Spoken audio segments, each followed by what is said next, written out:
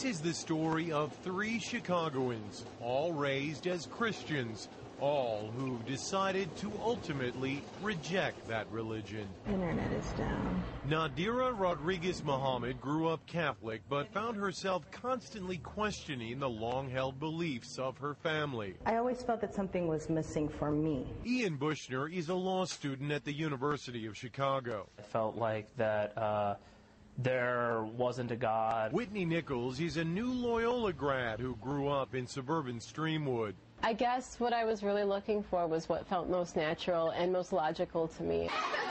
When Nadira entered high school in the mid-1990s, she became friends with a group of Muslim girls. They just had this level of contentment and a sisterhood that was, I wanted to be a part of that. Ian drifted towards the Muslim students at his high school as well. I remember defending some of my friends at school from accusations, after 9/11. And then I started reading the Quran. I said, oh, here is a form of God that I've never been presented before. After September 11, the interest actually increased. Dr. Assad Basul is professor at Chicago's Islamic American College.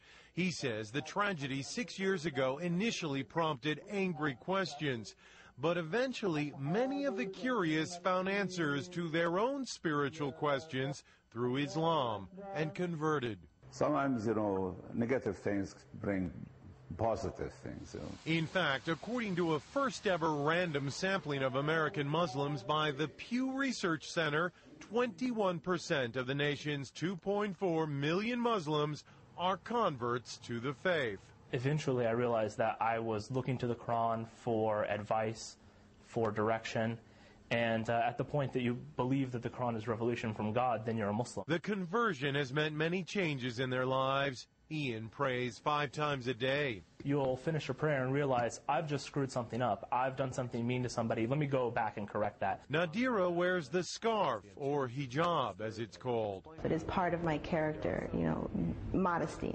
It's just part of who I am. I don't know if I'll ever be ready to wear the hijab. I've become more modest. I won't wear tank tops and I won't wear shorts. Whitney says she has had to constantly defend her new religion. My father asked me right after I converted, why do you want to be associated with these terrorists? And I'm like, this is what you see? Oh no. And we kind of have to deal with the backlash of those who have chosen to do something so horrible. But all say there is no going back. At some age, everyone must decide what they believe and live their life accordingly. I'm Mexican, I'm a female, and I chose this for myself. If you have a personal, relationship with God, whatever that may be, however that may be, then you're in a good place.